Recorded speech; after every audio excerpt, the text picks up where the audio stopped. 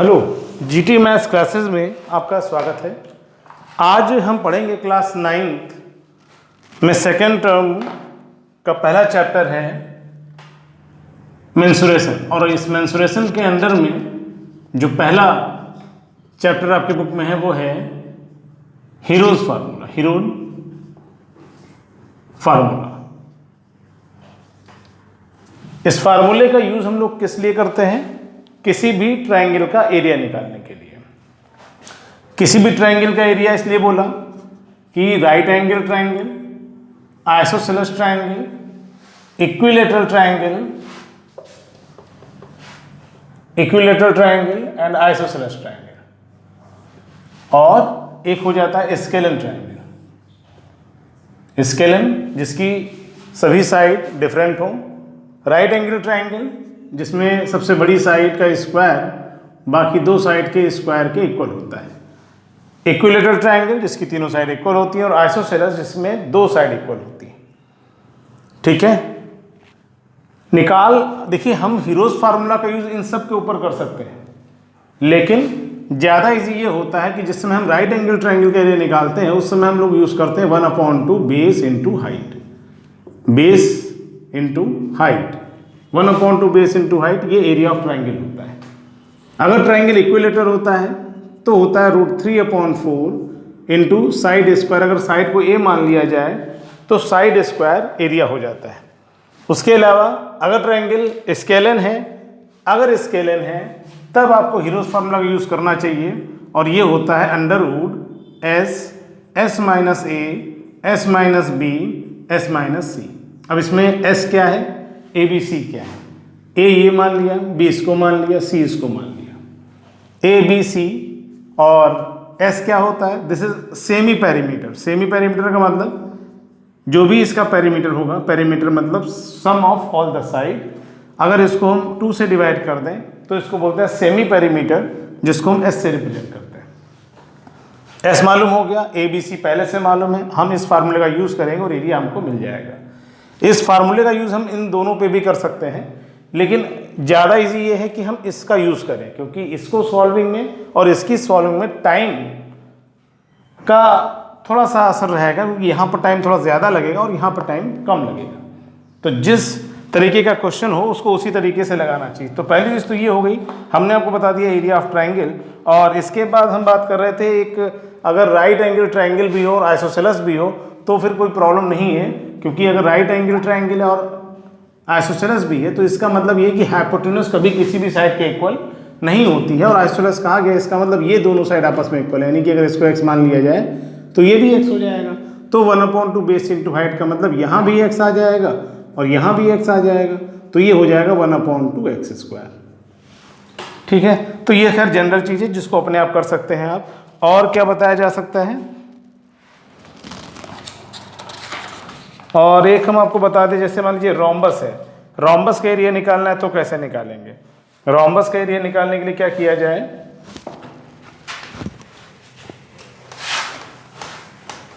Mainly जो formula पढ़ना है वो हीरोन फार्मूला पढ़ना है, क्योंकि नाम ही इस एक्सरसाइज का, इस चैप्टर का जो नाम है वो हीरोन फार्मूला है, जो कि √S S minus A S minus B S minus C होता है। रोम्बस की बात इसलिए हमने कर ली क्योंकि हो सकता है इस एक्सरसाइज में या इस चैप्टर में हमें रोम्बस का एरिया भी निकालने को मिले। तो रोम्बस का एरिया वैसे तो होता है 1/2, अगर हमें रोम्बस का एरिया निकालना है तो ये होता है 1/2 d1 इंटू d2। ठीक है, अगर दोनों डायगोनल हमको नहीं मालूम है, अगर हमको एक डायगोनल मालूम है और साइड मालूम है, तब के लिए भी अगर हम फार्मूला निकालना चाहें तो बनाया जा सकता है, या अगर आप निकालना चाहो, अगर आप चाहो तो डायरेक्ट यूज़ करिए, क्योंकि प्रूविंग आपके सिलेबस में नहीं है। तो अगर मान लीजिए हम इसका एरिया दोबारा निकालें, जबकि हमको क्या मालूम है, इस फिगर को बना लेते हैं। मान लीजिए एक रोम्बस बनाया हमने, तो रोम्बस में 2 डायगोनल होते हैं, लेकिन इनमें से हम जो एक डायगोनल मालूम है, मान लीजिए d1 मालूम है, d2 नहीं मालूम है और साइड a मालूम है, तो ऐसे में अगर एरिया लिखेंगे तो क्या हो जाएगा? अगर हम इसका एरिया लिखें तो ये हो जाएगा 1/4 टाइम्स ऑफ d1 और अंडर रूट के अंदर हो जाएगा 4a² minus d1²। 4a² minus d1² क्यों लिखा? क्योंकि एक डायगोनल दे रखा है और उसको हमने नाम d1 दे रखा है। तो डायरेक्ट हम इसका फार्मूला यूज़ कर सकते हैं और निकाल सकते हैं। यहाँ तक आने के लिए काम क्या किया जाता है, वो यहाँ पर काम करा जाता है। कैसे किया जाता है? राइट एंगल ट्रायंगल पाइथागोरस लगा के हम d2 निकालते हैं और जब हमें D1 D2 मालूम हो जाता है तो हम निकाल लेते हैं। ठीक, चाहे तो आप इसको कर भी सकते हैं, लेकिन मुझे नहीं लगता इसकी ज़रूरत पड़ेगी आपको। एक और बता दें कि अगर मान लीजिए कोई क्वाड्रिलेटरल दे रखा है और इसका एरिया निकालना है हमको, जबकि ये परपेंडिकुलर दे रखे हैं, एक इधर परपेंडिकुलर दे रखा है, इधर दे रखा है, एक H1 हो गया, एक H2 हो गया, और इस बेस को हम कुछ मान लेते हैं, मान लीजिए x मान लिया जाए, तो इस क्वाड्रिलेटरल का एरिया निकालने के लिए क्या किया जाएगा? अगर इसका एरिया निकालेंगे हम तो ये हो जाएगा 1/2 H1 + H2 इंटू x। ठीक है, कहाँ से आया ये बताया जा सकता है। एक बार इस ट्रायंगल का area 1/2 base into height x into H1, और एक बार नीचे वाले ट्रायंगल का एरिया, इसके लिए भी 1/2 बेस कितना है x और हाइट कितनी है H2। अगर दोनों में हम कॉमन लें तो 1/2 x कॉमन है तो अंदर आ जाएगा H1 + H2। इतना डीप जाने की नीड नहीं है आपको, आप डायरेक्ट आप उसको सीखिए, फार्मूले को नोट करिए और एक्सरसाइज जब आए तो आप उसको डायरेक्ट लगाइए, क्योंकि बहुत ज़्यादा इसमें काम नहीं है, सीधे सीधे फार्मूलों का यूज़ करना है और क्वेश्चन को लगाना है। 9th क्लास में इतना ही सफिशिएंट होता है करने के लिए।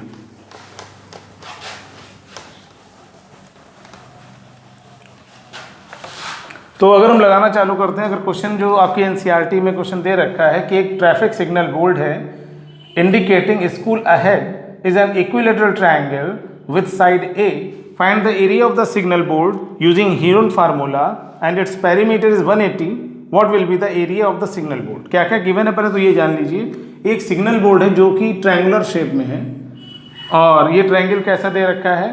This is an equilateral triangle, और इसकी साइड कितनी दे रखी? ए दे रखी। इसका मतलब ये तीनों साइड इसकी क्या है? ए दे रखी हैं, और इसका पेरीमीटर दे रखा है। पेरीमीटर का मतलब होता है इन तीनों साइड का सम। कितना दे रखा है? 180 दे रखा है। ठीक है, और उसके बाद निकालना है फाइंड द एरिया। देखिए एरिया 2 बार निकालना है, समझना है इस बात को कि जब पहले एरिया निकालेंगे तब साइड ए यूज़ की जाएंगी, और उसके बाद जब एरिया यूज़ किया जाएगा, जब दोबारा निकाला जाएगा तब पेरीमीटर के अकॉर्डिंग जब ए की वैल्यू निकाली जाएगी तो यहाँ पर 60 आ जाएगी। यानी 2 बार एरिया निकालना, एक बार ए की फॉर्म में और एक बार जो ए की वैल्यू होगी उसकी फॉर्म में। तो कैसे निकाला जाए? तो चूंकि ट्रायंगल इक्विलेटरल है तो इक्विलेटरल ट्रायंगल के एरिया डायरेक्ट हमको मालूम है, लेकिन क्वेश्चन की डिमांड है कि हम बाई हीरोन फार्मूला उसको सॉल्व करें। तो अगर हीरोन फार्मूला से सॉल्व किया जाएगा तो हीरोन फार्मूला के अकॉर्डिंग जब एस निकालते हैं तो तीनों साइड को ऐड करते हैं और अपॉन में 2 लिखते हैं। यानी ए को 3 बार ऐड करेंगे 3 हो जाएगा, अपॉन 2 आ गया। ये कितना आ गया? एस आ गया। एस मालूम है, ए बी सी तीनों की वैल्यू ए है, तो अगर एरिया निकाले तो फार्मूला होता है अंडर एस, एस का मतलब 3a/2, ब्रैकेट में एस माइनस ए, सेकेंड ब्रैकेट में एस माइनस बी, और बी की वैल्यू भी ए है, और थर्ड ब्रैकेट में एस माइनस सी, सी की वैल्यू भी यहाँ पर ए होगी। आ क्या जाएगा? थोड़ा सॉल्व करें तो 3a/2 रहेगा। अगर 3a/2 से a माइनस करेंगे, एलसीएम लेंगे, 2 आ जाएगा, तो यहाँ कितना आ जाएगा? 3a minus 2a। सिमिलर यहाँ भी वही आ जाएगा 3a माइनस 2a/2, और यहाँ भी वही आ जाएगा 3a माइनस 2a/2। ठीक है, तो यहाँ पर क्या बचा? अंडर रूट के अंदर 3a/2 है, जबकि यहाँ पर a/2, यहाँ पर भी a/2 और यहाँ भी a/2। a/2 अगर देखे जाए तो 4 टाइम्स है, एक यहाँ है, एक यहाँ है, एक ये है और एक ये है। हम जानते हैं जब अंडर रूट के अंदर कोई वैल्यू होती है तो पेयर से एक बाहर आती है, तो a/2 एक बार बाहर और दोबारा इस पेयर से a/2 बाहर, बचा अंदर क्या? अंदर 3 बच गया, यानी रूट के अंदर 3 बच गया। तो a और a की मल्टीप्लाई a² होगी, 2 की मल्टीप्लाई 4 हो गई, और √3 पहले से लिखा हुआ तो इसका आ जाएगा √3/4 इंटू a²। इक्विलेटरल ट्रायंगल का एरिया डायरेक्ट √3/4 a² हम यूज करते हैं, लेकिन क्वेश्चन की डिमांड थी कि by using Heron formula then you have to solve by Heron formula. तो यहाँ पर हमने जो वैल्यू निकाली वो आ गई √3/4 a²। This is the area of triangle by Heron formula. Okay, after that हमें क्या चाहिए? हमें एरिया फिर से निकालना है, बट अब a की वैल्यू कितनी यूज की जाएगी? 60 यूज की जाएगी। Then again area of triangle, तो यहाँ पर यही वैल्यू यानी जो ये फार्मूला निकल के आया √3/4 इंटू a², उसमें ही वैल्यू लिख दी जाएगी। तो कितना आ जाएगा? √3/4 a² मीन 60 इंटू 60, 4 से अगर डिवाइड करते हैं तो 15 आ जाएगा, 15 6 90, this is 900√3 centimetre square. Okay, तो ये जो निकल के आएगा, ये एरिया निकल के आएगा 180, हाँ सेंटीमीटर में ही, तो सेंटीमीटर स्क्वायर आ गया। क्लियर है? तो ये हीरोज फार्मूला की स्टार्टिंग हो गई। अब इसी को आगे कंटिन्यू करते हैं।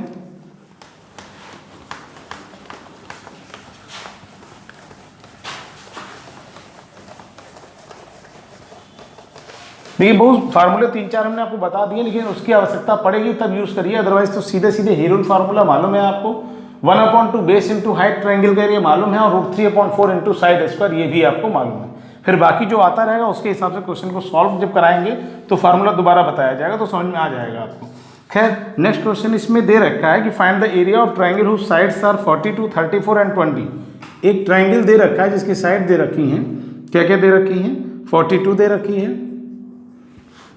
32, 34 दे रखी है एंड 20 दे रखी है, और आपसे कहा जा रहा है कि find the height of corresponding to the longest side.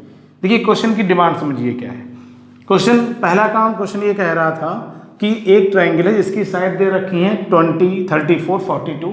अब क्वेश्चन में आगे जो बताया गया वो कह रहे हैं कि इसका एरिया निकालिए, पहला काम, और एरिया निकालने के बाद कह रहे हैं कि हाइट निकालिए corresponding to the longest side, यानी लॉन्गेस्ट साइड क्या है 42, यानी इस पे जो परपेंडिकुलर होगा इसकी हाइट भी आपको बतानी है।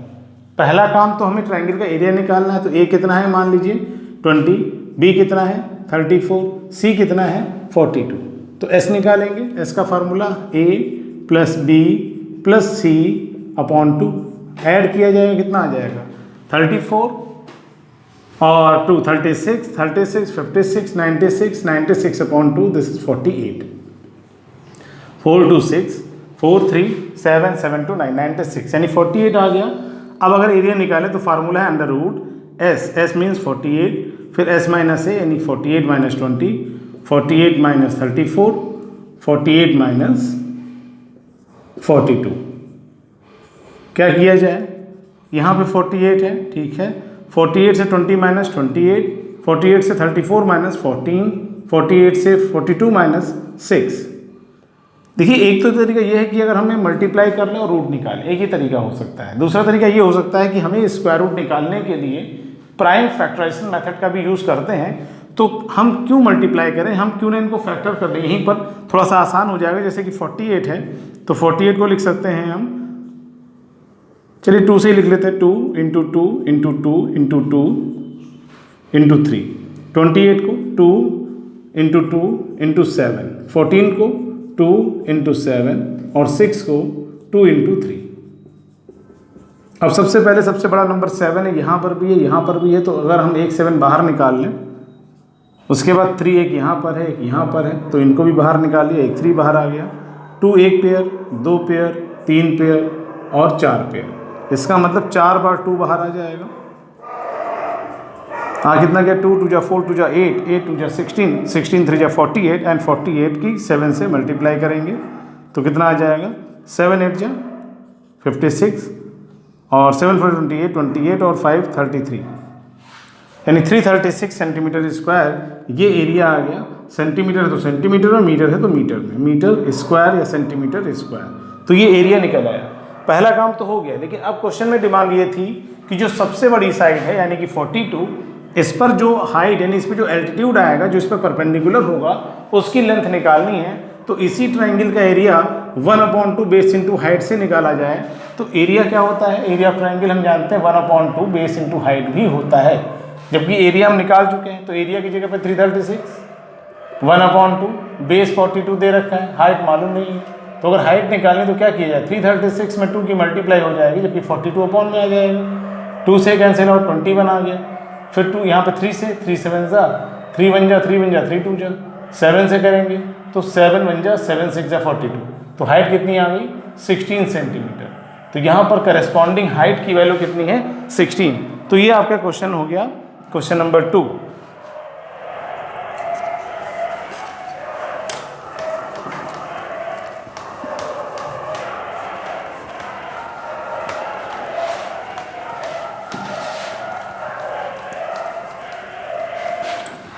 इसके बाद थोड़ा सा और क्वेश्चन बता देते हैं, यहाँ पर एक दिया है, हाँ एक और क्वेश्चन समझ लें। देखिए मैं क्वेश्चन आपको सिर्फ एनसीईआरटी नहीं बल्कि मुझे जो लग रहा है क्वेश्चन बेहतर है वो सब मैं कराने की कोशिश कर रहा हूँ। इसमें एक क्वेश्चन दे रखा है कि फाइंड तो खैर बाद में पहले लिखा था perimeter of a triangle triangular field is 240 decimeter. If two of its side are 50 and 78 decimeter, find the length of the perpendicular on the side of length 50 decimeter from the opposite vertex, and also calculate the cost of watering it at 2.75 per 100 metre square. पहले तो question समझ लीजिए। देखिए एक triangular field दे रखी है। Field का मतलब मान लीजिए कोई किसान है जिसके पास ये फील्ड है, यानी कि खेत है ये, ठीक है, जिसकी साइड दे रखी हैं, दो दे रखी है, एक 50 दे रखी है, एक 50 दे रखी है, एक 78 दे रखी है और एक नहीं दे रखी है, तीसरी नहीं दे रखी लेकिन पेरीमीटर दे रखा है। तो अगर इसकी साइड को मान लें, एक ए हो गई 50, बी हो गई 78 और सी हमको मालूम नहीं है, जबकि पेरीमीटर दे रखा है कितना 280, 240 और ये सब डेसीमीटर में है, डेसीमीटर, ठीक है। डेसीमीटर को सेंटीमीटर में करना है, देन 10 से मल्टीप्लाई करनी पड़ेगी, और डेसीमीटर को मीटर में करना है तो क्या करना पड़ेगा, 10 से डिवाइड करना पड़ेगा। तो यहाँ पे हम आगे क्या करना है, पहले तो यहाँ पे तीसरी साइड निकालें। कैसे, हम जानते हैं पेरीमीटर जो होता है वो a + b + c होता है। तो पेरीमीटर की जगह पे 240 लिख दिया गया, a की जगह पे 50 लिख दिया, b की जगह 70 और c हमको मालूम नहीं है। तो c निकालने के लिए क्या किया जाएगा, 240 से माइनस कर देंगे, दोनों को ऐड करने पे कितना आएगा, 70, 50, 120 यानी 128। अगर माइनस किया जाएगा तो ये आ जाएगा 112, यानी जो तीसरी साइड है वो आ जाएगी 112 डेसीमीटर। पहला काम तो ये हो गया। आगे क्या करना है, find the length of perpendicular. अब निकालना है find the length of the perpendicular on the side length 50 decimetre, यानी 50 डेसीमीटर पे जो परपेंडिकुलर ड्रॉ किया जाएगा इसकी हाइट हमको निकालनी है। तो क्या डायरेक्ट निकल आएगी, नहीं निकल पाएगी। क्यों नहीं निकल पाएगी, क्योंकि हमें इसकी हाइट मालूम भी नहीं है। अगर हम एरिया का फार्मूला लगाते हैं तो हमें हीरोन फार्मूला का यूज़ करना पड़ेगा, क्योंकि जब तीनों साइड दे रखी होती हैं तो हम हीरोन फार्मूला का यूज़ करते हैं, ठीक है। तो अगर यहाँ पर हम पहले तो उसके लिए क्या करना पड़ेगा, एस निकालना पड़ेगा। एस क्या होता है, जो भी पेरीमीटर यानी a + b + c अपॉन 2 होता है। तो पेरीमीटर क्वेश्चन में दे रखा था 240 अपॉन 2 यानी कि 120 डेसीमीटर, ये आ गया एस। अब एरिया का अगर फॉर्मूला लगाया जाए तो अंडर रूट के अंदर एस माइनस ए, यानी 120 से माइनस करेंगे क्या 50, फिर 120 से क्या माइनस करेंगे 78, फिर 120 से क्या माइनस करेंगे 112, आएगा क्या 120 से 50 माइनस 70, 120 से 78 माइनस 62, 120 से 112 माइनस तो 8। अब हम इसके फैक्टर कर ले चाहे तो 120 के फैक्टर में 10 आ रहा, 10 अलग कर दिए तो 12 बचा। तो 12 को क्या लिख सकते हैं हम 2, 2, 3, 70 को 10 × 7 लिख सकते हैं। यहाँ पे 62 आया, 62 जो वैल्यू आ रही है 62 आएगा कि 52 आएगा, 7, 5, 12 गलत है यहाँ पर, यह हमने गलत लिख दिया 62, क्योंकि यहाँ पे 10 2 आएगा और उसके बाद 11 7 4 आएगा। 42 को क्या लिख सकते हैं हम लोग, 42 को लिख सकते हैं 7 × 6, 6 को 2 × 3 लिख दिया, जबकि 8 को 2 × 2 × 2। देखिए ये काम जो हम कर रहे हैं ये आप जब प्रॉपर करेंगे तो आपको क्लियर हो जाएगा, ठीक है। आपको लगता होगा ये सर ने तो डायरेक्ट पता नहीं क्या लिख रहे हैं, लेकिन आप समझ लीजिए कि 120 को हमने फैक्टर किया है, 0 लगा था तो 10 अलग कर दिया, यहाँ पे 0 लगा 10 अलग कर दिया तो 2 10 मिल गए हमको। उसके बाद जो 10 के अलावा 12 बचा, 12 को 2 2 जा 4 3 जा 12 कर दिया, तो एक 2 का पेयर यहाँ पर हो गया, एक 3 बचा हुआ, एक 3 ये बचा हुआ, यानी एक ये कंप्लीट हो गया। और उसके बाद 42 को 7 × 6 तो 7 तो ठीक है, और 6 को 2 × 3 लिख दिया गया, और 8 को 2 × 2 × 2 लिख दिया गया। अब निकलेगा क्या, 10 बाहर आ गया, एक 3 बाहर आ गया, यानी ये खत्म हो गया, ये खत्म हो गया, ये खत्म हो गया, ये खत्म हो गया, 2 एक पेयर आ गया बाहर, खत्म, 2 7 है, एक 7 आ गया, ये भी हो गया, एक ये पेयर और दूसरा ये पेयर, यानी 2 2 और आ जाएंगे। मल्टीप्लाई करने में कितना आएगा, 2 2 जा 4, 4 2 जा 8, 8 7 जा 56, 56 3 जा 168, और 10 से मल्टीप्लाई तो 1680, 3 2 जा 6, 6 2 जा 12, 12 2 जा 24, 24 की 7 से करेंगे तो कितना आ जाएगा, 24 7 जा ठीक है 1680 डेसीमीटर स्क्वायर। ये एरिया आ गया, ये एरिया मिल गया हमको। अब हमें ये एरिया मालूम है, और अगर एरिया दोबारा लिखा है तो मैंने बोला था 1/2 बेस इंटू हाइट, तो इसकी जगह पर क्या लिखेंगे 1680, जबकि यहाँ 1/2 बेस कितना है 50, हाइट हमको मालूम नहीं, ये हमको निकालनी है। तो यहाँ से h कितना आ जाएगा 1680 into two upon 50, 0 cancel out हो गया। मल्टीप्लाई कराएंगे तो कितना आ जाएगा 2 8 जा 16, 2 6 जा 12, 13, 2 1 जा 2 3 अपॉन 5, तो 5 6 जा 30, 5 7 जा 35, 5 2 जा 10, 67.2 डेसीमीटर। ठीक है, इसके बाद कुछ और कहा गया है। इसके बाद कहा गया है ये तो निकाल लिया हमने, आगे लिखा है कि also calculate the cost of watering it at 2.75 पर 100 मीटर स्क्वायर। इसका मतलब अगर इस फील्ड को इरिगेट करना है, इस पर अगर पानी हमको डालना है, इसकी वाटरिंग करनी है, तो जो वाटरिंग का रेट है वो है ₹2.75, यानी ₹2.75 पर 100 मीटर स्क्वायर। और हमारे पास जो आंसर निकला वो कहाँ में निकला, डेसीमीटर स्क्वायर में। तो पहले तो डेसीमीटर स्क्वायर को मीटर स्क्वायर में कन्वर्ट करेंगे तो कैसे चेंज होगा, तो ये जान लीजिए। मैंने अभी आपको बताया था कि 1 मीटर में 10 डेसीमीटर, 1 मीटर में 10 डेसीमीटर, तो 1 मीटर स्क्वायर में कितने 10 इंटू 10 डेसीमीटर स्क्वायर, यानी कि 100 डेसीमीटर स्क्वायर। 1 मीटर स्क्वायर का मतलब 100 डेसीमीटर स्क्वायर है कितने 1780 डेसीमीटर स्क्वायर।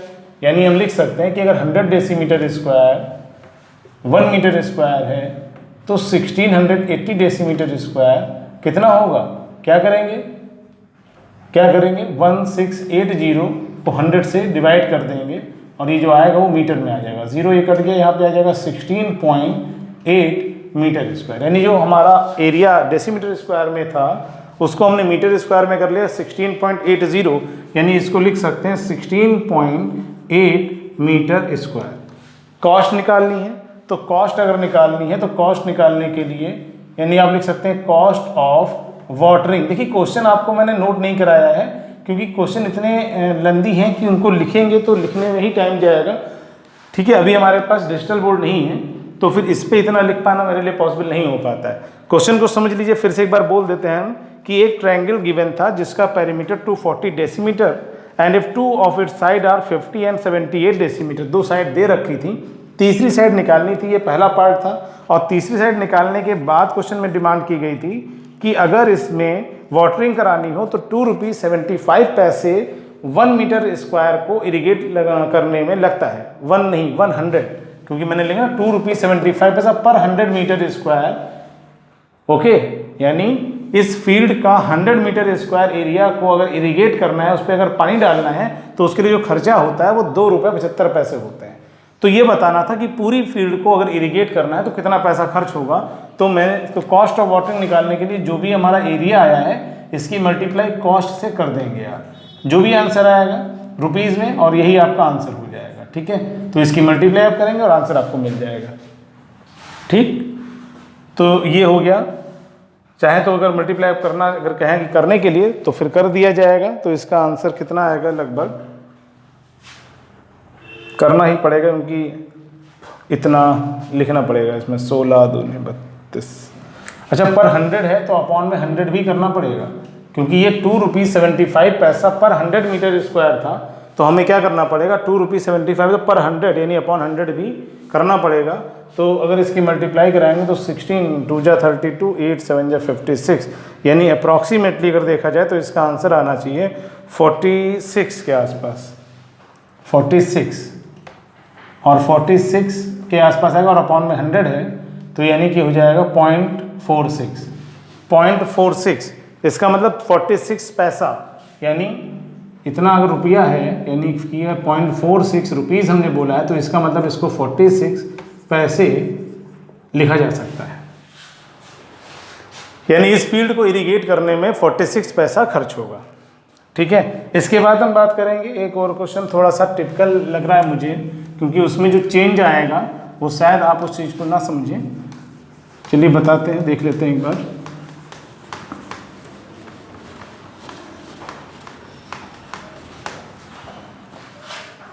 इसमें लिखा है find the percentage increase in the area of triangle of it is each side is double. पहला जो क्वेश्चन दे रखा है इसमें दिया गया एक ट्रायंगल है और ये ट्रायंगल कैसा है, इस ट्रायंगल के लिए नहीं लिखा है कि ये इक्विलेटरल है या कैसा है। तो मान लेते हैं कि इसकी एक साइड ए हो गई, एक बी हो गई, एक सी हो गई। फिर क्वेश्चन में कहा गया कि एक दूसरा ट्रायंगल जिसकी साइड इसकी डबल है यानी कि 2A 2B 2C, क्वेश्चन में क्या कहा गया है कि अगर किसी ट्रायंगल की साइड को डबल कर दिया जाए तो उसके एरिया में कितना परसेंट चेंज आएगा, यानी कितना परसेंट एरिया बढ़ जाएगा। भाई साइड अगर डबल की जाएंगी तो एरिया बढ़ेगा, तो कितना परसेंट बढ़ेगा, कितना बढ़ेगा वो माइनस करके निकलेगा, लेकिन कितना परसेंट बढ़ेगा तो उसके लिए परसेंटेज का भी आइडिया आपको होना चाहिए। तो पहला काम तो हम एरिया निकाल लेते हैं ट्रायंगल का। एरिया निकालने का तरीका हमको मालूम है। पहले इस ट्रायंगल का एरिया निकालें अगर ओरिजिनल, तो इसके लिए फार्मूला होता है अंडर रूट के अंदर एस माइनस ए, एस माइनस बी और एस माइनस सी। जबकि एस यहाँ पर क्या है, एस यहाँ पर होता है ए plus B plus C upon 2। तो अभी उसकी ज़रूरत यहाँ पर नहीं है, यहाँ पर कोई न्यूमेरिक वैल्यू नहीं दे रखी है, तो हम इसको ऐसे ही छोड़ेंगे। ये पहले केस में हो गया। दूसरे केस में अगर निकालें, अगर इसको हम लिख देते हैं, डैश लगा दिया तो क्या आ जाएगा एस। अच्छा यहाँ पर एस क्या था, यहाँ पर एस था ए plus B plus C upon 2। अगर यहाँ पर हम एस निकालेंगे, एस डैश लिख लेते हैं, तो ये 2a plus 2b plus 2c upon 2 हो जाएगा। इसका मतलब अगर 2 कॉमन ले लें तो अंदर a plus B plus C upon 2 आएगा। इसका मतलब 2 टाइम्स ऑफ ये जो वैल्यू दे रखी है ये क्या है, स्मॉल एस जो पहले दे रखा था, इसका मतलब जो एस डैश होगा वो 2s होगा।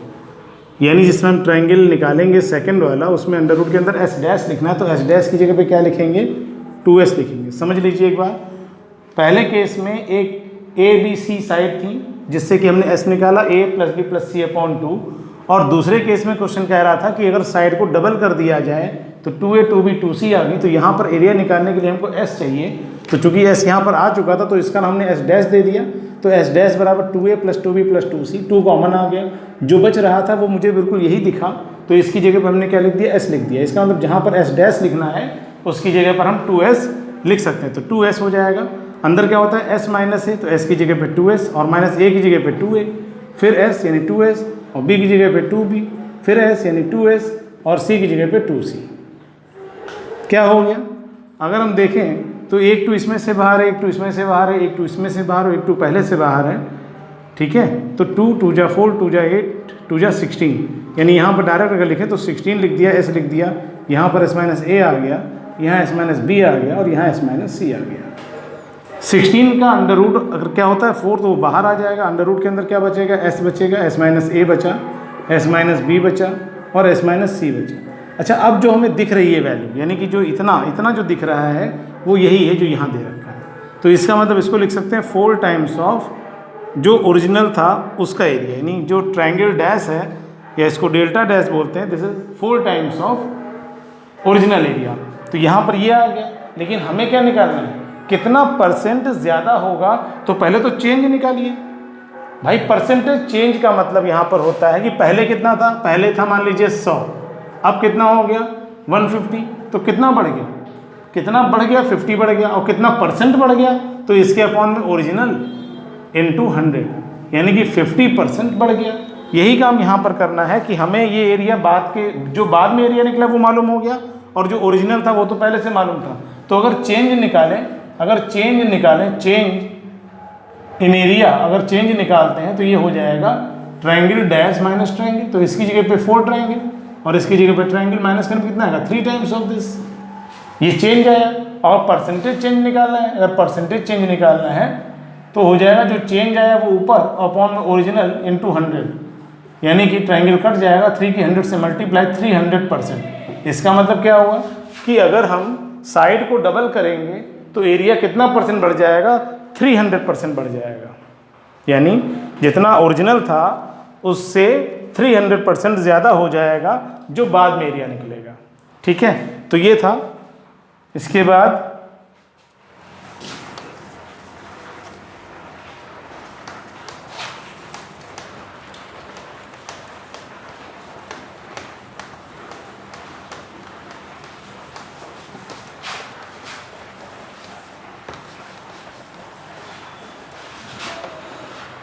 एक क्वेश्चन दे रखा है आपकी बुक में, एनसीईआरटी में ही है कि the triangular side wall of a flyover have been used for advertisement. The sides of the walls are 122 metre, 22 metre and 120 metre.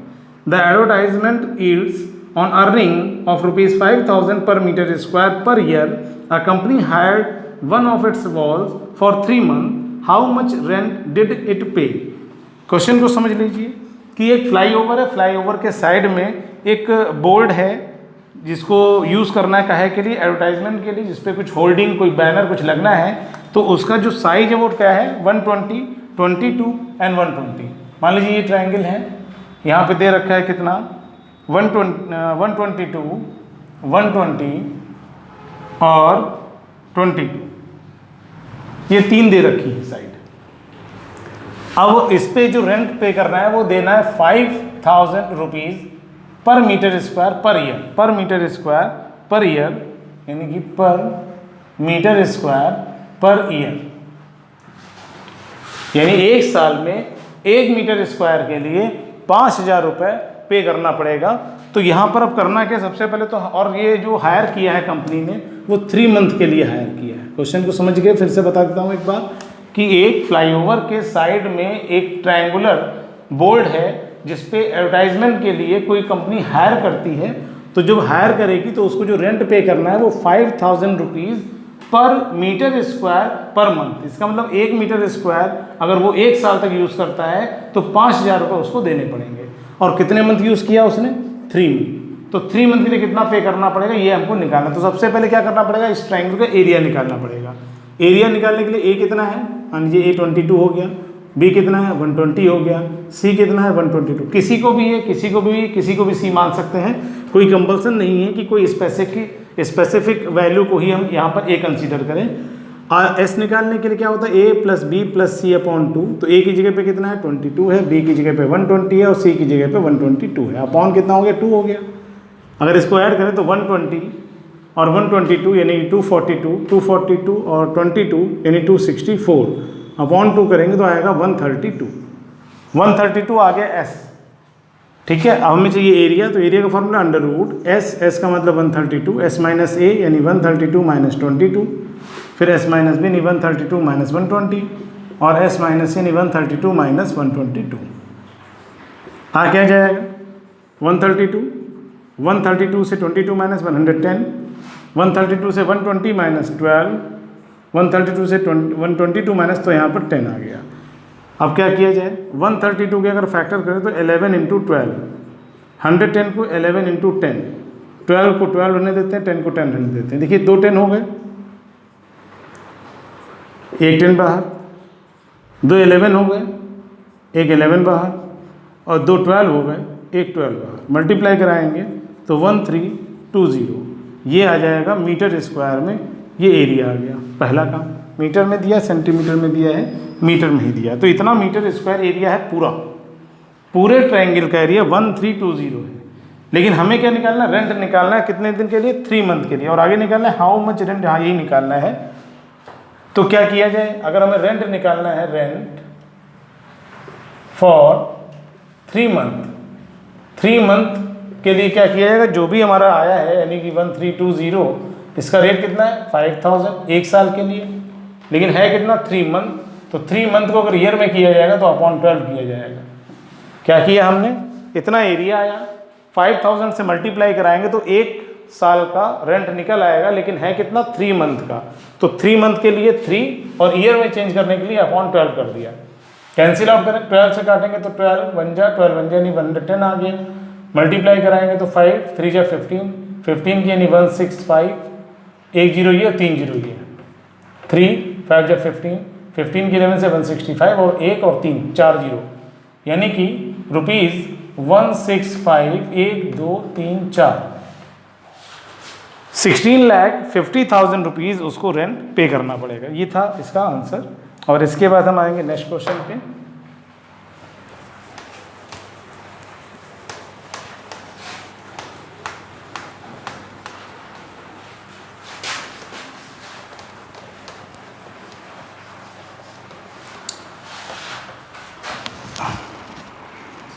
एक क्वेश्चन इसमें अगला दिया हुआ, ये भी एनसीईआरटी का ही है। There is a slide in a park, one of its side walls have been painted in some colour with a message keep the park green and clean. If the sides of the wall are 15, 11 and 6 metre, find the area painted in colour. Question clear है?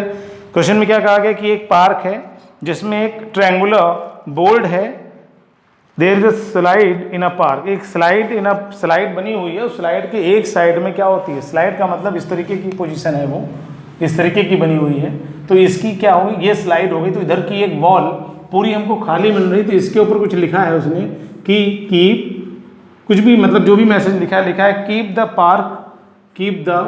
Park green and clean.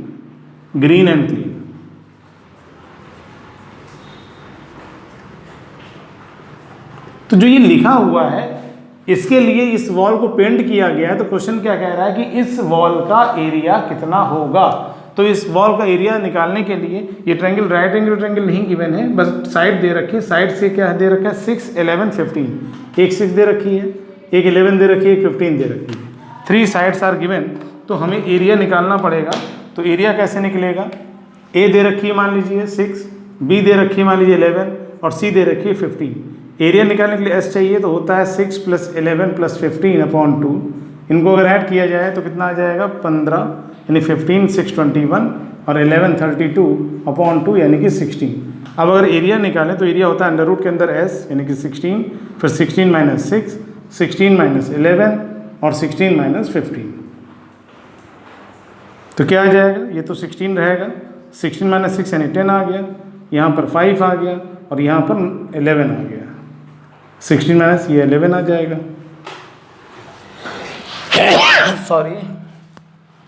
तो यहाँ पर अगर इसको निकाला जाए तो कितना आ जाएगा, देखिए 16 के फैक्टर क्या हो सकते हैं, सब सही है, एक बार चेक कर लिया जाए। अच्छा 16 - 5 15 तो 1 ही आएगा यहाँ पर। 16 को क्या ले सकते हैं 4 × 4, 10 को क्या ले सकते हैं 2 × 5, ये 5 लिखा और ये 1 लिखा है, तो यहाँ पर 2 5 हैं, 2 4 हैं, एक 4 बाहर आ जाएगा, एक 5 बाहर आ जाएगा और 2 रूट के अंदर रह जाएगा, तो ये आ जाएगा 20√2। तो यही एरिया आ जाएगा क्या है, मीटर में, सेंटीमीटर में, मीटर में। तो इतना मीटर स्क्वायर 20√2 मीटर स्क्वायर। अगर आप चाहते हैं कि हम √2 को रिप्लेस करें तो √2 की वैल्यू होती है 1.414, ये लिख सकते हैं और मल्टीप्लाई करा सकते हैं, वरना कोई ज़रूरत नहीं है इसको करने की, इतना ही सफिशिएंट होता है।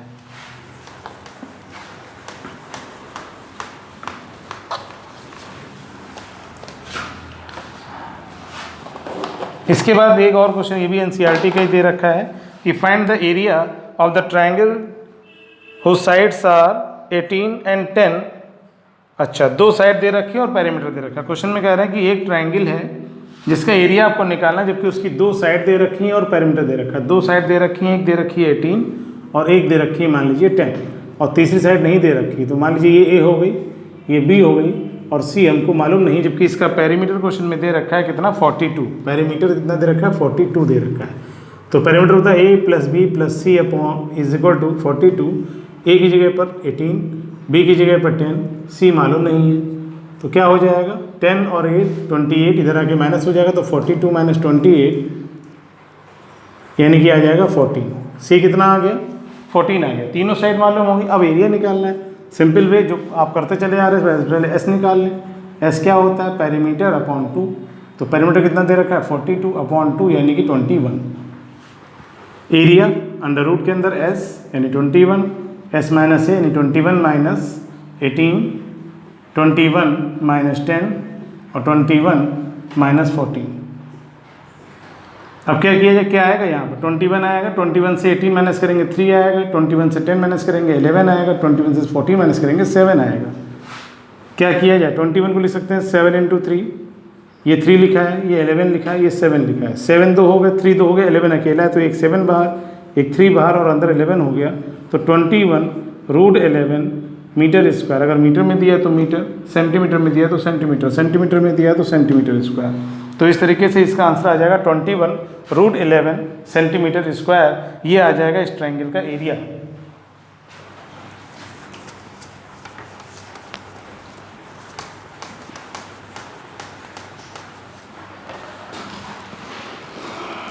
इसके बाद एक क्वेश्चन दिया है जो कि साइड रेशियो में दे रखी है। एक ट्रायंगल दे रखा है जिसका पेरीमीटर दे रखा है 540, पेरीमीटर दे रखा है 540 और इनकी साइड का रेशियो दे रखा है 540 सेंटीमीटर और मीटर। 540 मीटर ये दे रखा है पेरीमीटर, और इसकी साइड में रेशियो है कितना, रेशियो दे रखा है 25, 17, 12, 25, 17 एंड 12, ये रेशियो दे रखा है साइड में। तो ऐसे केस में क्या होता है, जब रेशियो में कुछ होता है तो हम कोई वेरिएबल x के या कोई भी वेरिएबल जो आपको अच्छा लगे वो साथ में लगा के वैल्यू लिखते हैं। तो मान लीजिए 25x हो जाएगा, ये 17x हो जाएगा, ये 12x हो जाएगा, यानी कि जो साइड भी रेशियो में दे रखी तो उनको अगर वैल्यूज़ में लिखा जाए तो 25x, 17x and 12x। Parameter दे रखा है तो हम जानते हैं कि पैरामीटर का मतलब a प्लस बी प्लस सी, और ये दे रखा है 540 के इक्वल, तो a की जगह पे 25x, b की जगह पे 17x, c की जगह पे 12x इज इक्वल टू 540। तो यहाँ से इनको ऐड करेंगे तो 25 और 17 42, 42 और 12 54, यानी 54x इज इक्वल टू 540। तो x की वैल्यू आ जाएगी 540 अपॉन 54, यानी कि यहाँ से आ जाएगा 10। x की वैल्यू 10 अगर आ गई तो साइड क्या हो जाएंगी, देयरफॉर a आ जाएगा कितना 25 इंटू 10 यानी कि 250 मीटर, b आ जाएगा 17 इंटू 10 दिस इज़ 170 मीटर, और c आ जाएगा 12 इंटू 10 दिस इज़ 120 मीटर। तो तीनों साइड हमको जब मालूम हो जाएंगी, अब हमको एरिया निकालना है। तो एरिया के लिए हमें क्या चाहिए, s चाहिए। s के लिए क्या था, p अपॉन 2, पेरीमीटर कितना है 540, 2 अपॉन में तो सॉल्व करेंगे तो 270 आ जाएगा s। अब एरिया अगर लगाएं तो अंडर रूट के अंदर s मतलब 270, s minus a 270 minus a मतलब कितना है 250, फिर s माइनस b कितना है 170, और s माइनस c यानी कि 270 माइनस 120। अब इसको अगर लिखा जाए तो क्या आ जाएगा, 270 तो ऐसे ही रहेगा, 270 से 250 माइनस 20 बचेगा, 270 से 170 माइनस 100 बचेगा, 270 से 120 माइनस 150 बचेगा। अब क्या किया जाए, 270 को अगर लिखें तो लिख सकते हैं हम 3 3 9 3 27 और 10, 2 3 3 9 9 3 27, 27 270 यानी ये हो गया। 20 को 10 इंटू 2 20 हो गया, 100 को 10 इंटू 10, और 150 को 10 इंटू 15, 15 को 5 इंटू 3। अब देखिए क्या क्या बाहर आ सकता है, ये बाहर, ये बाहर, और ये 5 और ये 2 अगर मिल जाए तो ये भी 10 हो जाएगा। देखिए समझिए, एक 10 ये बाहर यानी ये पेयर ख़त्म, एक 10 इसमें से बाहर, और एक ये 10 हो गया, और ये 5 इंटू 2, 5 इंटू 2 यानी अगर इस 5 को यहाँ पर हटा दें और इस 2 को भी यहाँ से हटा दें तो कितना आ जाएगा 10 आ जाएगा, यानी यहाँ का 2 और यहाँ का 5, 5 2 या 10, तो 10 कितने हो गए, 2 हो गए। इस 2 10 से एक 10 और बाहर आ गया। अब क्या बचा, 2 3 ये हैं और एक 3 ये, एक 3 ये, 2 3 हो गए, तो एक 3 यहाँ से बाहर, एक 3 यहाँ से बाहर, तो 3 3 या 9 के आगे 30, 9000 मीटर स्क्वायर ये एरिया आ गया। इसका निकालना क्या था, एरिया ही निकालना था इसका। ठीक है, ये चीज़ नहीं समझ में आई तो आप प्रॉपर उसको लिख के करिए। अगर आपको लगता है नहीं समझ में आया, मैंने क्या किया था, मैंने यहाँ पर 2 लिखा हुआ था, यहाँ पर 2 लिखा हुआ था और यहाँ पर 5 लिखा हुआ था।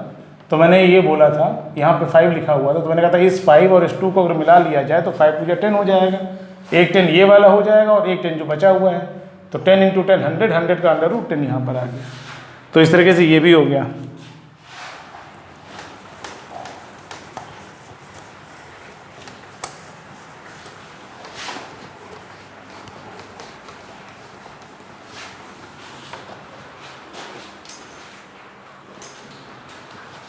इसके बाद हम बात कर रहे थे, एक और ट्रायंगल यहाँ पर दे रखा है, ये दिया हुआ है कि N isosceles triangle has perimeter 30 centimetre and each of equal side is 12, find the area of the triangle. ये क्वेश्चन ये भी देख लीजिए, इसमें दिया हुआ क्या क्या, एक ट्रायंगल है जो कि आइसोसेलेस ट्रायंगल है, यानी ये दो साइड आपस में इक्वल दे रखी हैं। दिया है कि N isosceles triangle has perimeter 30 centimetre and each of equal side is 12। Equal side यानी ये भी, ये और ये साइड इक्वल है, तो ये दोनों 12 12 दे रखी हैं। तीसरी साइड दे नहीं रखी है हमको, लेकिन पेरीमीटर दे रखा है। कितना दे रखा है पेरीमीटर, पेरीमीटर दे रखा है 30 सेंटीमीटर। तो इसमें ए कितना है, मान लिया ए 12 है, बी कितना है 12 है, और सी हमको मालूम नहीं है। तो हम जानते हैं कि पेरीमीटर का मतलब A plus B plus C is equal to कितना, पेरीमीटर यानी कि 30, ए कितना है 12, बी कितना है 12, सी हमको मालूम नहीं। तो सी की वैल्यू कितनी आ जाएगी, 12 और 24 इधर आके माइनस हो जाएगा, तो 30 माइनस 24 यानी कि यहाँ पर आ जाएगा 6। सी की वैल्यू कितनी आ गई, 6 सेंटीमीटर आ गई। सी मालूम हो गया, ए और बी पहले से मालूम था। तो अब किया क्या जाए, एरिया निकालना है, तो एक तो तरीका इसका है कि हम डायरेक्ट लगा लें। जो हीरोज फॉर्मूला जानते हैं उसका यूज़ कर लें। और अगर दूसरा तरीका ये है कि हम यहाँ पर परपेंडिकुलर ड्रॉ करें और इसकी वैल्यू निकाल लें, दोनों तरीके से क्वेश्चन हो सकता है, जिससे आपको आसान लगे। चैप्टर हीरो फार्मूला है तो हम उसको हीरो से ही बताए दे रहे हैं। तो अगर इसके लिए क्या निकालना पड़ेगा, एस निकालना पड़ेगा। एस के लिए क्या हो जाएगा, पेरीमीटर अपॉन 2 यानी कि 30/2। 30/2 का मतलब 15। अब अगर हम एरिया निकालते हैं तो एरिया हो जाएगा अंडर रूट के अंदर एस का मतलब 15, एस माइनस ए यानी 15 माइनस 12, एस माइनस बी यानी 15 माइनस 12 और एस माइनस सी यानी 15 माइनस 6। अब क्या होगा, 15 तो 15 है, 15 माइनस 12 करेंगे तो कितना आ जाएगा 3, यहाँ भी 3 आ जाएगा और 15 माइनस 6 करेंगे तो 9 आ जाएगा। ठीक है, तो क्या हो जाएगा, 15 को लिख सकते हैं 3 × 5, ये 3 × 3 और 9 को 3 × 3। तो एक 3 इसमें से बाहर, एक 3 इसमें से बाहर, तो 3 बाहर 3 बाहर और 5 3 दोनों अकेले अकेले, तो 5 3 या 15 अंदर रह जाएगा। तो ये आ जाएगा 9√15 सेंटीमीटर स्क्वायर। तो चाहे तो ऐसे ही छोड़ दें और चाहे तो इसमें √15 की वैल्यू आप रूट निकाल के रख सकते हैं और मल्टीप्लाई कराएंगे तो आंसर आपको मिल जाएगा। ठीक है, तो ये हो गया। अब इसके बाद एनसीईआरटी का पोर्शन तो मुझे लगता है लगभग जो पहली शायद एक्सरसाइज हो गई है पूरी। अभी दूसरी एक्सरसाइज पे है जिसमें कि अच्छा एरोप्लेन वगैरह है, हमको बताना पड़ेगा इसको। चलिए इसको इरेज करते हैं पहले। चलिए एनसीईआरटी की दूसरी एक्सरसाइज स्टार्ट करने से पहले एक दो क्वेश्चन जो हमको लग रहा है कि एडिशनल जानना चाहिए आप, वो हम बता देते हैं, फिर हम आगे बढ़ते हैं।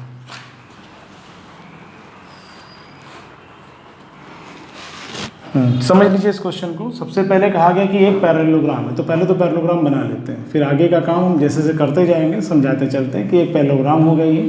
पैरेललोग्राम का मतलब क्या होता है, जिसकी अपोजिट साइड इक्वल भी होती है और पैरेलल भी होती है। ये साइड आपस में इक्वल भी है और पैरेलल भी है, और ये इधर इस पेयर ये भी क्या हो जाएगा, इक्वल और पैरेलल हो जाएगा। तो ये पैरेललोग्राम हो गया।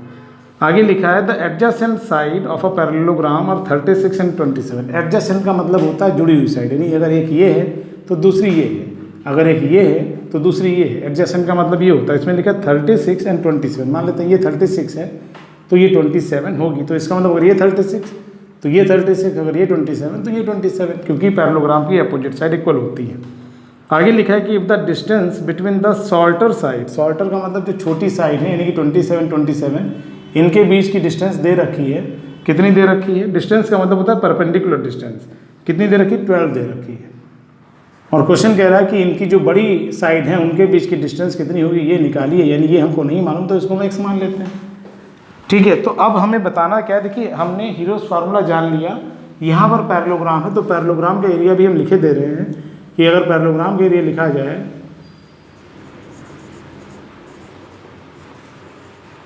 Area of parallelogram is equal to base into height.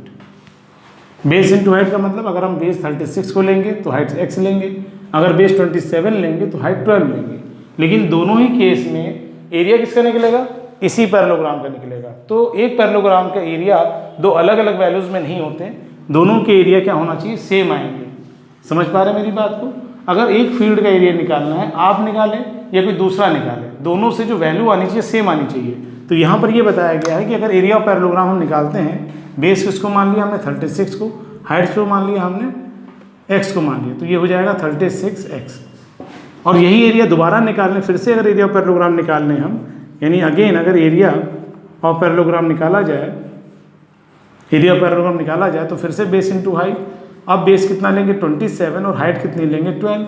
तो ये दोनों एरिया क्वेश्चन में एक ही फिगर के निकलने, तो इसका मतलब क्या हो जाएगा, दोनों आपस में इक्वल, यानी कि 36 × x इज इक्वल टू 27 × 12। तो x कितना आ जाएगा 27 × 12 अपॉन 36। 12 3 36 और 3 9 27। तो इसका मतलब क्या हो जाएगा कि जो बड़ी साइड हैं उनके बीच की जो डिस्टेंस है वो 9 सेंटीमीटर है। तो ये था पैरेललोग्राम क्वेश्चन, जो भी मुझे लगा कि हाँ ये आपको मालूम होना चाहिए तो बताया हमने। एक क्वेश्चन और बता देते हैं।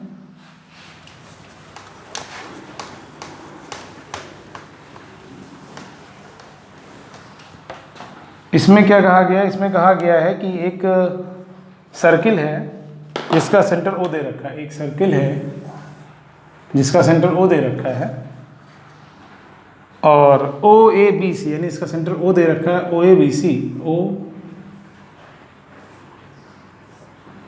ओ ए बी सी, ये इसके अंदर एक रोम्बस बना हुआ है। रोम्बस का मतलब जिसकी चारों साइड इक्वल होती हैं। और ये जो ए बी सी पॉइंट है ये सर्किल पर है। क्वेश्चन में क्या दिया था, एक सर्किल है जिसका सेंटर ओ है और ओ ए बी सी एक रोम्बस बना हुआ है इस तरीके से कि जो ए बी सी पॉइंट है वो सर्किल पर हो। यानी ए बी सी पॉइंट कहाँ पर है, सर्किल पर है, ऐसा फिगर में दिया हुआ। यानी फिगर आपको बनानी पड़ेगी, उसमें लिखना पड़ेगा। और उसके बाद क्या दिया गया कि if the radius of the circle is 10 centimetre, radius 10 होने का मतलब ओ ए 10 है। अगर ओ ए 10 है इसका मतलब सभी साइड 10-10 है। क्यों? क्योंकि रोम्बस की चारों साइड इक्वल होती है। रोम्बस क्या होता है, ऐसा पैरेललोग्राम जिसकी चारों साइड इक्वल, उसे रोम्बस बोलते हैं। और रोम्बस के डायगोनल एक दूसरे पर 90 डिग्री का एंगल बनाते हैं। यानी अगर रोम्बस के डायगोनल जोड़ दिए जाएँ तो ये एक दूसरे को परपेंडिकुलरली बाइसेक्ट करते हैं, परपेंडिकुलरली बाइसेक्ट करते हैं। यानी ये जो एंगल होगा वो 90 डिग्री होगा। निकालना क्या है इसमें, find the area of rhombus. अब करना क्या है समझ लो बेटा। देखिए इसमें दो तरीके हो सकते हैं। हम जानते हैं ये 10 है और ये 10 है, ये चारों 10 है। लेकिन अब ये बताइए ये रेडियस है तो ये ओ बी भी तो रेडियस है, तो ये भी कितनी होनी चाहिए, 10 होनी चाहिए भाई। ओ ए अगर रेडियस है तो ओ बी भी रेडियस होगी, ओ सी भी रेडियस होगी। तो ओ ए अगर 10 होगी तो ओ बी भी 10 होगी। अब अगर ओ ए 10 है, ओ बी 10 है और ए बी पहले से 10 दे रखी, तो ये ट्रायंगल कैसा है, इक्विलेटरल। यानी कि अगर हम ट्रायंगल ओ ए बी जो कि ट्रायंगल इक्विलेटरल, अगर इसका एरिया निकालें तो इसका एरिया हमने आपको बताया था।